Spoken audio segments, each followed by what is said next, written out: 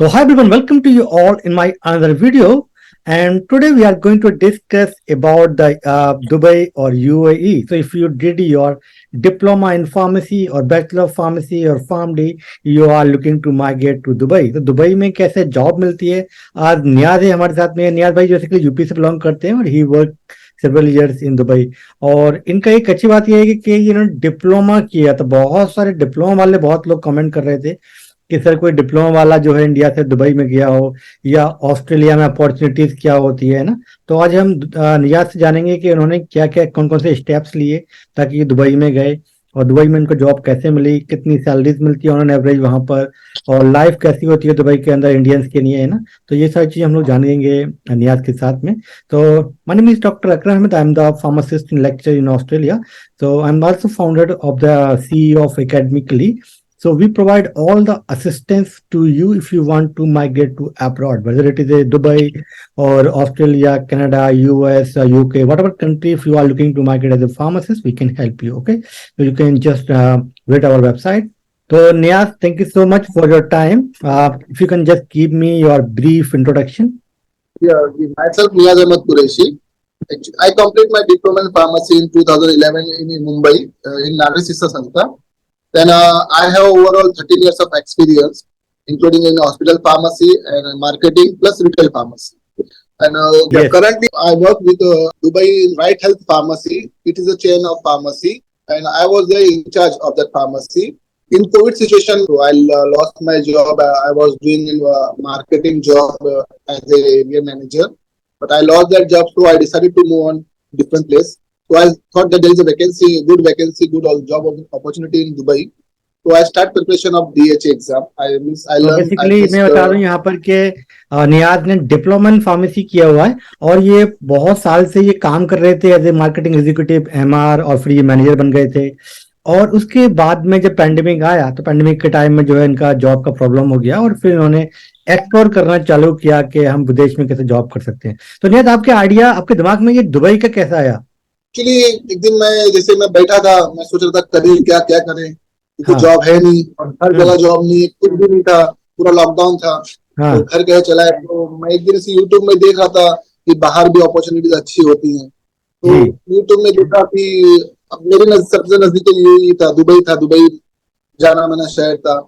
मेरे कुछ दोस्त लोग भी गए थे वहाँ की बहुत पहले कि हाँ मैं जॉब कर रहा हूँ। अच्छा। तो उनसे थोड़ा राय मशुरा लिया। उन्होंने बोला कि ठीक है, अगर आपको पढ़ना है तो आपको एक DHA एग्जाम पास करना होता है, डाटा फ्लो करना होता है। तो फिर मैंने सबसे पहले तैयारी की। मैंने पहले देखा कि मेरे सब डॉक्यूमेंटेशन सब प्रॉपर है कि नहीं। मैंने अपना पासपोर्ट बनवाया। पासपोर्ट बनवाने के बाद में मैंने देखा कि मेरा डॉक्यूमेंट सब प्रॉपर है। जो भी उसमें रिक्वायरमेंट लगती है, जैसे कि 2 इयर्स कंपलसरी उसमें एक्सपीरियंस सर्टिफिकेट चाहिए। Yes. तो मैंने वो सब देखा, वो अपना बनवाया मैंने पूरा A to Z कंप्लीट करने के बाद में मैं फिर पढ़ाई स्टार्ट कर दी। पढ़ाई स्टार्ट करने के बाद में मैंने 4 मंथ तक पढ़ाई की।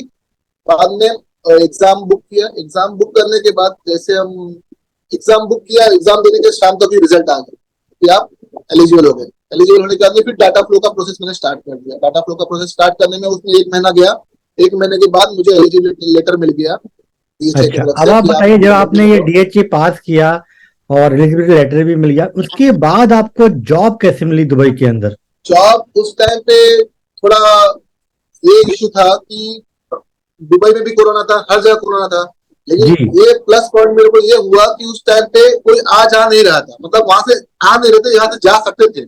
थोड़ा ऐसे कुछ लिमिटेड फ्लाइट थी। तो मैं यहाँ से खुद वीजा निकाला, टिकट निकाला मैंने। मतलब आप ऐसे विजिट वीजा पे गए थे वहां दुबई में? हमने विजिट वीजा पे निकाल के गए थे। मैं विजिट वीजा निकाल के मैं बताया कि मैं दोस्त लोग से मिलने जा रहा हूँ।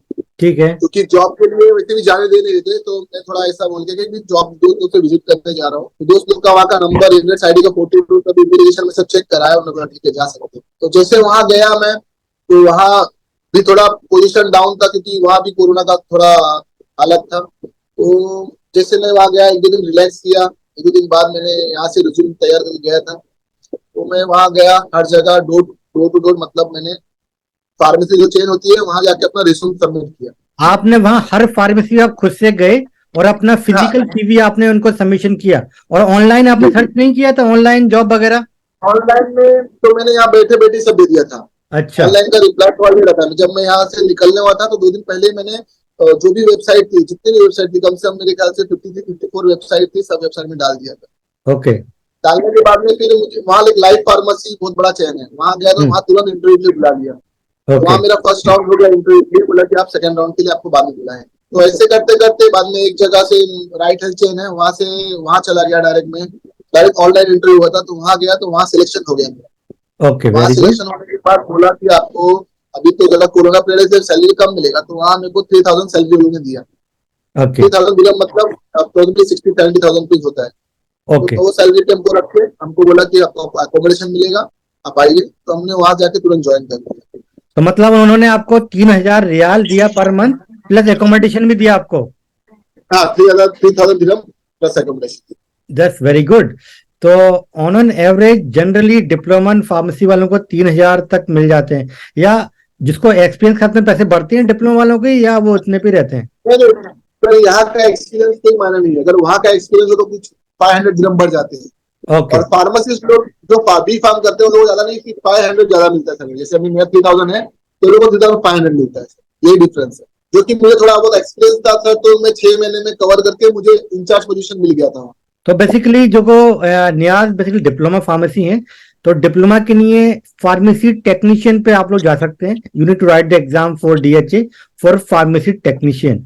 मगर आपने अगर बी फार्मा किया है, bachelor of pharmacy, then you need to go for pharmacist exam. Okay. And in both case you need 2 year work experience after you complete your degree. 2 साल का एक्सपीरियंस होना मस्ट होता है दुबई के लिए DHA exam के लिए। और एकेडमिकली पर हम पूरी तैयारी कराते हैं उसको एग्जाम पास करा के आपको वहां भेजने की। ठीक है, तो हम लोग, अगर आपको दुबई में जाना है तो आप डेफिनेटली हमसे कॉन्टेक्ट करें हमारी एकेडमिकली पर। और तो नियाज बेसिकली वहां पहुंच के उन्होंने खुद से ही जॉब ढूंढा, इसमें देखो किसी ने हेल्प नहीं किया। इन्होंने सारी चीजें खुद से सर्च की, खुद से एग्जाम भी पास किया डीएचए, और वहां वीजा लेके पहुंच गए। बहुत सारे लोग आप में से सिर्फ सोचते रहते हैं, एक्ट नहीं कर रहे बेसिकली, राइट? आपको एक्शन लेना होगा। और आपको बहुत सारे लोगों को डर लगता है, सर जॉब नहीं मिली मेरे पैसे चले जाएंगे। अगर आप रिस्क नहीं लेंगे लाइफ में तो आप आगे कभी नहीं बढ़ पाएंगे। या आप एमआर हैं तो एमआर रह जाएंगे इंडिया में, या आप किसी फार्मेसी पे वही रह जाएंगे। तो आप किसी भी कंट्री में जाएं विदेश में तो डेफिनेटली थोड़ा बहुत तो रिस्क है, मगर अगर रिस्क ही नहीं लेंगे तो आगे कैसे बढ़ेंगे, राइट? नियाज ने रिस्क लिया, वीजा किया खुद से वहां पहुंच गए। सारी फार्मेसी पे बनन भाई उन्होंने विजिट किया, उनको वहां पर जो है जॉब मिल गई। उन्होंने बताया कि डिप्लोमा वालों को 3,000 मिल जाते हैं और बैचलर वालों को 3,500 मिलते हैं, है ना? ज्यादा डिफरेंस नहीं है इनिशियल में, मगर after some time you are working there तो आपको सैलरी बढ़ती रहेगी। नियाज, और कुछ बताना चाहेंगे दुबई के बारे में एज ए फार्मेसी के लिए? कुछ एडवाइस आपके लिए जो लोग हमें देख रहे हैं। फार्मासिस्ट के लिए वहाँ बहुत स्कोप है। अगर आप वहाँ कोई अच्छी कंपनी है, जो अच्छी कंपनी है, मतलब अभी हम जो थे चैन में थे, चैन वाले की सैलरी थोड़ी कम थी, कि हमारा जो राइट हेल्थ है उसमें अप्रोक्सीमेटली 22 फार्मेसी है और 29 क्लिनिक है। तो उसमें थोड़ा सैलरी लोग कम ही रखते हैं। लेकिन आप जैसे लाइफ फार्मेसी जाओगे, एस्टर फार्मेसी जाओगे, तो वहाँ सैलरी पैकेज फार्मासिस्ट को 5,000 दिरहम। अच्छा, मतलब ये डिपेंड करता है सैलरी जो होती है फार्मेसी टू फार्मेसी, और जो रिटेल चेन है या आप हॉस्पिटल में है ना। तो जैसे कि इनकी जो कंपनी है उसकी जो है बहुत सारी जो है उनकी जो है मतलब क्लिनिक थी, 22 क्लिनिक थी, 19 उनकी अपनी फार्मेसी थी, और भी उससे बड़ी भी हो सकती है ना, बहुत सारी रिटेल चेन होंगी। तो आप लोग को मतलब मैं कहूँ इनिशियली जहां भी जॉब मिले आप स्टार्ट कर दो। तो एक्सपीरियंस इज मैंडेटरी, मतलब मैटर करता है। अगर आपने 1 साल एक्सपीरियंस ले लिया तो आप दूसरी जगह मूव इजीली कर सकते हो दुबई के अंदर हाई सैलरी पर। तो नियाज ये बताओ, जो हम लोग को देख रहे हैं उनके लिए आप क्या बोलना चाहोगे, दुबई जाना चाहिए या नहीं? आपके अपने एक्सपीरियंस में बहुत सारे लोग हैं इंडिया में सोचते रहे कि जाएं नहीं जाएं। नहीं, मैं वो बेशक जाए, जिनको यहाँ से वहां 2 गुना डबल पैसा मिलेगा, प्लस अच्छा है, बहुत कुछ सीखने मिलेगा। मैं तो ये बोलूंगा, एडवाइस करूंगा कि आप दुबई जाएं। अगर हाँ आपको अगर काम करना है तो, अगर घूमने फिरने जाना है तो फिर मैं तो मत जाइए आप। अगर आपको दिल है काम करना है तो आप जाइए, वहाँ अच्छा है, अच्छा स्कोप है, सब कुछ अच्छा है। वहाँ आपको बहुत कुछ सीखने मिलेगा। वहाँ यहाँ कैसा, वहाँ एक इंश्योरेंस है, इंश्योरेंस सीखने मिलता है। और तरह तरह के लोग आते हैं, तरह तरह लोग से बात करने का तरीका मिलता है, किससे कैसे बात करना है, कौन कौन से लैंग्वेज में बात करना है, वो सब सीखने मिलता है वहाँ। ऑटोमेटिक सब सीखने के लिए बहुत कुछ है Dubai. Yes, this is a good thing. If you are planning to migrate to Australia, US, Canada, high income countries, if you cannot afford these countries process, so you can go first for Dubai, work there some few years, then later you can migrate to Australia. We are here to help you for from academically if you are planning to migrate to Australia or any other country. मगर मैं कहूँगा कि India से तो better है Dubai, आप must try करें, जाएं वहाँ कुछ पैसे अर्न करें, है ना। और रिस्क तो हर जगह पर है, अगर रिस्क नहीं लेंगे तो आगे कभी नहीं बढ़ेंगे। तो नियाज, ये थी आज की हमारी कन्वर्सेशन आपके साथ में। Thank you so much.